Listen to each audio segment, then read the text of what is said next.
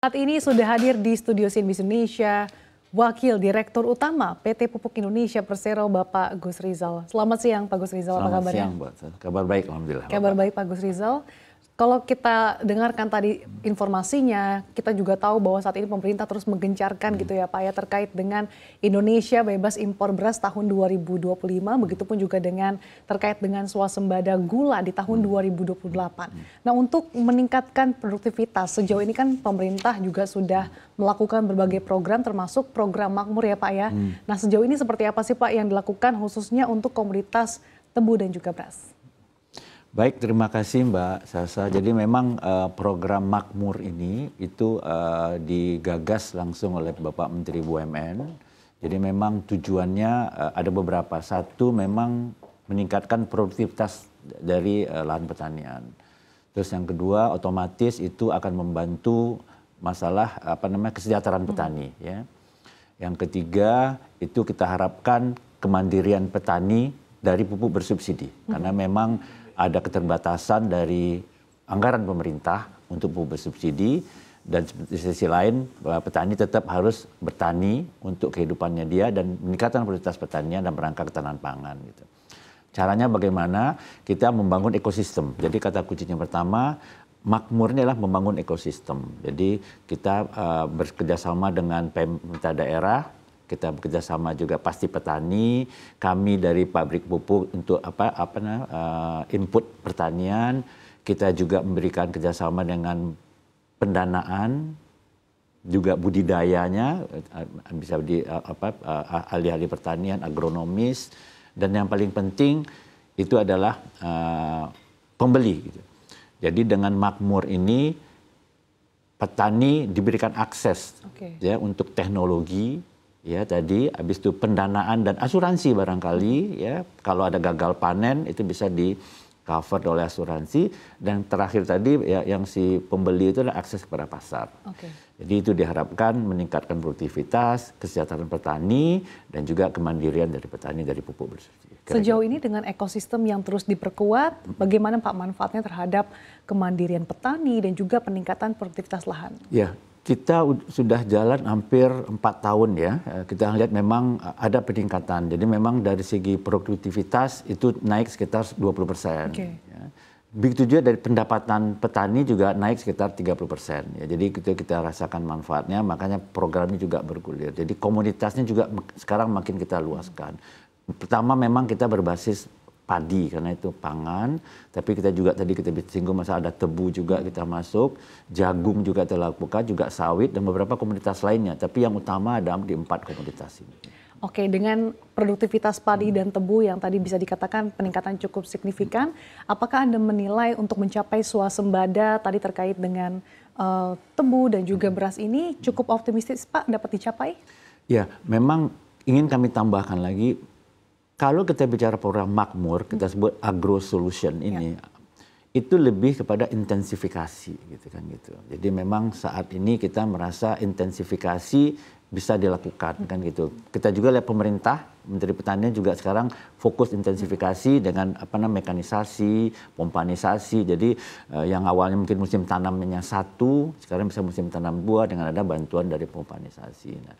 Nah, sekarang kita juga mendengar pemerintah juga melakukan ekstensifikasi. Jadi itu akan membuat optimisme lebih tinggi. Jadi memang kami Pupuk Indonesia siap membantu program itu dan kita optimis program itu akan bisa dijalankan. Jadi memang tidak hanya bisa ekstensifikasi, intensifikasi lebih efektif. Jadi low hanging fruitnya itu, quick win-nya itu ada di intensifikasi. Kalau ekstensifikasi kan pasti butuh lama, butuh beberapa tahun lah untuk pematangan dari tanahnya. Jadi dua-duanya harus berjalan paralel. Jadi kami dari Pupuk Indonesia siap bantu dan pasti kami optimis karena itu harapan juga dari Pupuk Indonesia. Oke, seperti apa sih Pak peluang yang patut dimaksimalkan lagi dan juga tantangan yang patut diwaspadai?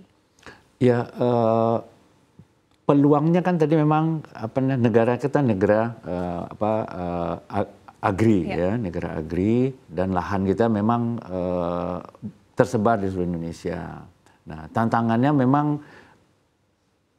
demand-nya itu ada di Pulau Jawa dan memang lahan yang kalau kita tahu juga sejarah Belanda itu mengembangkan lahan pertanian itu ada di Pulau Jawa, ada beberapa tempat. Nah, ini konflik atau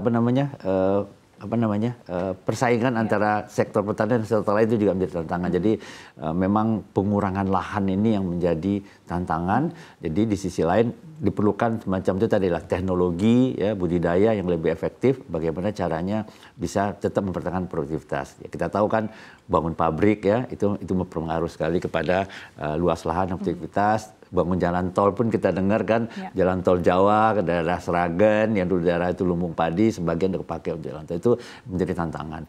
Nah terakhir kita juga tahu 2 tahun 3 tahun terakhir tahun lalu kita dengar ada El Nino kan gitu, ada malah dengar ada gorila El Nino.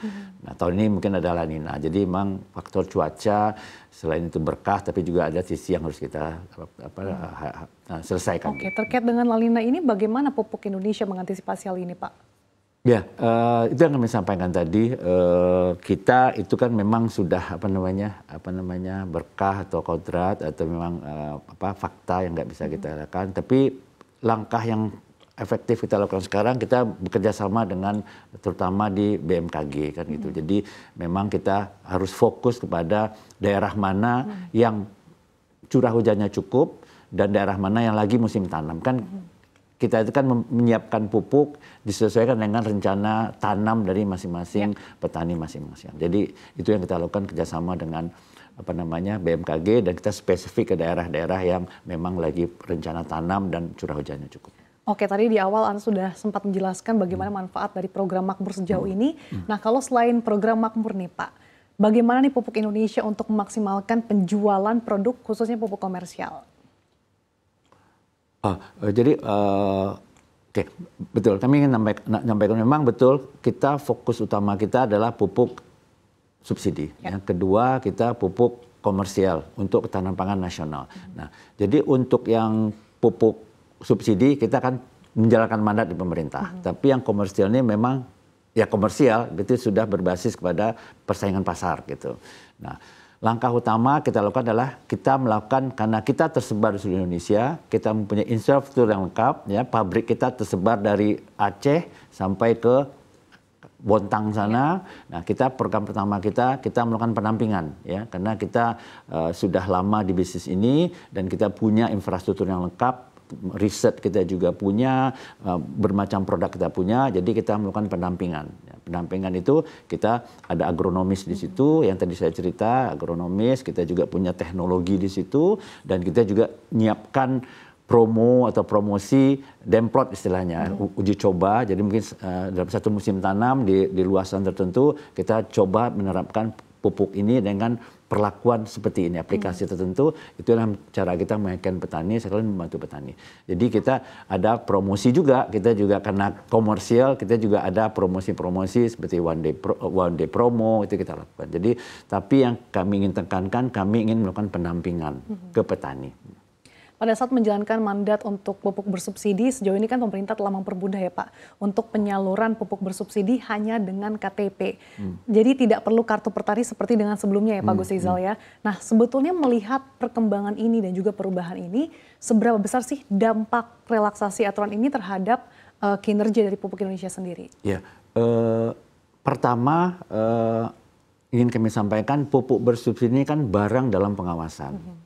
Itu harus tepat sasaran. Jadi kami mengapresiasi langkah-langkah yang dilakukan pemerintah dalam tata kelola pupuk bersubsidi ini.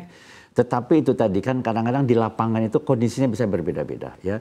Jadi misalnya ada orang yang sudah berumur. Jadi kadang-kadang antara tanda tangan di KTP-nya dengan tanda tangan pada saat dia tanda tangan di tempat gadget itu nggak sama gitu. Nah, jadi itu juga kadang-kadang akan berpengaruh pada proses penyaluran pupuk bersubsidi. Jadi dengan menyederhanakan tanpa mengurangi tadi ketepatan sasaran, kita melihat kemajuan luar biasa. Jadi belakang ini kan kemarin kan ada penambahan dari 4,7 ke 9,5.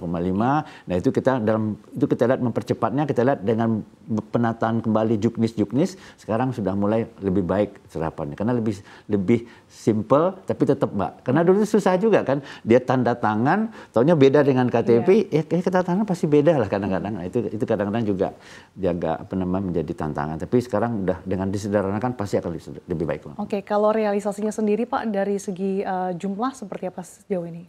Jadi memang kita selalu memaksimalkan capaian ini. Kita bekerja sama dengan penyuluh di lapangan, pemerintah daerah di lapangan, dan kita juga dengan kelompok taninya. Jadi memang juga kita mendorong juga dengan kesiapan dari kios kami, dengan kesiapan distributor kami, dan selain itu kita juga menyiapkan stok. Jadi memang kita akan memaksimalkan realisasi untuk tahun 2024 ini. Karena memang ini pemerintah sudah memberikan usaha baik menambah alokasi. Jadi kita akan tetap maksimalkan dengan stok kita yang cukup dan juga kerjasama di lapangan.